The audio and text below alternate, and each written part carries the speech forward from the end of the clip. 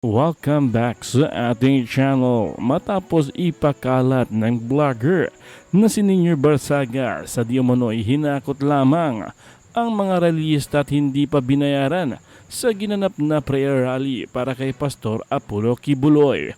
Umalmang SMNI dito at hinanap mismo ang mga taong nasa likod ng interview at umamin ang mga ito na si Barsaga pala ang siyang nag-set up. Fake news raw ang lahat at scripted ayon sa mga nanggagaliting ginamit lamang ni Barsaga. Ayon sa kanila ay binigyan lamang sila ng pangkain matapos ang naturang interview. Sinausawan naman ito ng mga tamba vloggers at insaymada vloggers na siyang pinagtatawanan ngayon. Hindi raw kasi nila lubos maisip na mapapaniwala sila ng isang Ninyo Barsaga na may history at nakasuhan na dati ng cyber libel dahil sa maling balita. Ayon naman kay Sarbadong, posible raw na makasuhan itong si Barsaga dahil sa kanyang ginawa. Kayo ba mga kababayan, naniniwala ba kayo kay Ninyo Barsaga? Alam ko marami pong nanonood dito na viewer ng mga BBM tsaka tambaluslos vloggers. Iba yung pakay nyo, di ba? Nanonood kayo dito, iba yung pakay nyo para siraan ako, di ba? Ano yung sinasabi ko? Pero mag-isip kayo. Kung yung mga vlogger ninyo, kayang paikutin ng isang Ninyo Barsaga, kayang pasakayin, kayang magbigay ng mga informasyon mula sa kanyang malawak na imahinasyon, napapaikot yung mga vlogger nyo. Ano pa kayang impormasyon yung binigay sa inyo ng mga vlogger ninyo na pinaikot lang din kayo, di ba? Kasi parang meron po kaming mga vlogger, kahit wala pa po kami samahan, kahit wala pa po kami, very basic yan di ba? Once na nagpakita ka ng mukha, kung hindi ka nagpapakita ng mukha, ibang usapan yun, hindi mo nga mapakita mukha mo Kami pong mga nagpapakita ng mukha, no? Ito pong pagmumukha namin, yung mga sinasabi namin, yung mga topic namin, ginajudge nyo na kami rito. No? Yung pinagkukunan namin ng impormasyon, pag lagi kaming fake news, kami pag kami laging fake news, hindi kami mapagkakatiwalaan sa mga maliliit na bagay, di ba? O in the long run, masisira yung aming reputasyon.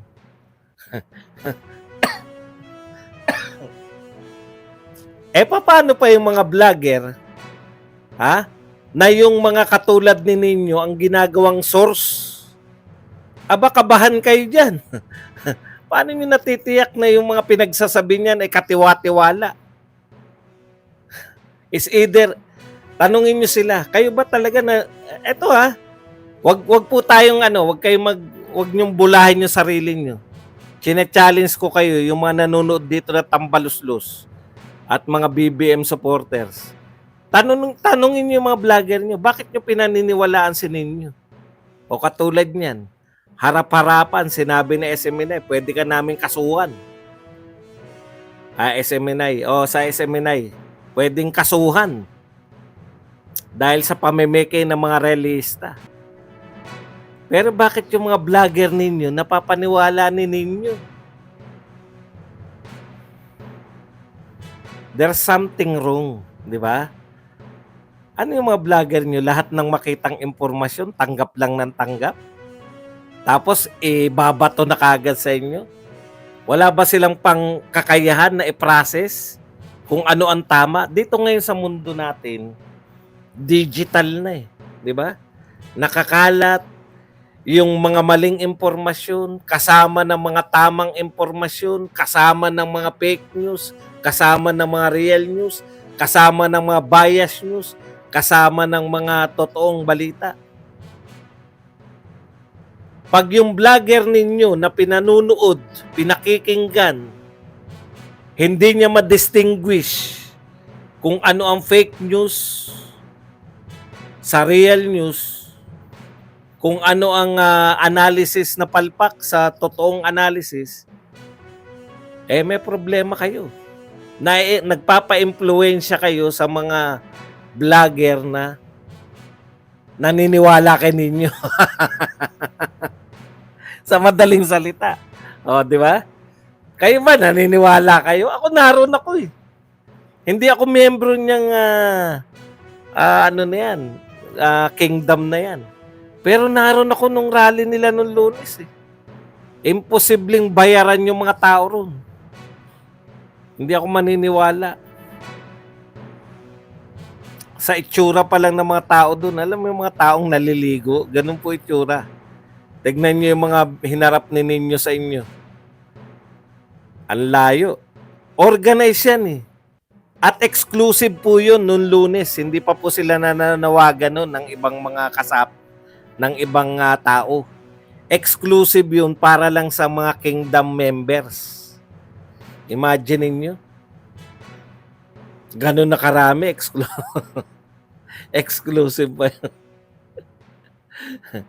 Balik tayo. No? Pag yung vlogger ninyo, naniwala dyan kay ninyo, matagal ko na kayo pinagtatawanan eh. Matagal ko nang pinagtatawanan yung mga yan eh. Review nyo yung mga sinasabi nila pag meron doon. Ano po yung mga galing kay ninyo? Yan yung may karelasyon si Bibi Sara. Yan yung may si ninyo yung nagdadala ng chiching dyan sa Malacanang. Reviewin nyo yung mga topic ng vlogger na paborito nyo. Nako, delikado yan. Ibig sabihin, pag yan yung, tapos eto, yung mga bayaran. O, pag ganyan po ang vlogger ninyo, tinatanggap po kahit galing kay ninyo. Anong mga source ng vlog nila yung nakuha nila sa mga hindi katiwa-tiwalang sources? Di ba? Opo, pinagtatawanan ko kayo. Masaktan kayo? Masaktan kayo na naniniwala kay ninyo? Talagang ganun eh. Hindi ko po sasabihin na bobo kayo. Hindi ko kayo sasabihin na bobo at naniwala kay ninyo. Uto-uto. Malala pa kayo sa bobo kasi bobo pwedeng matuto eh. Kayo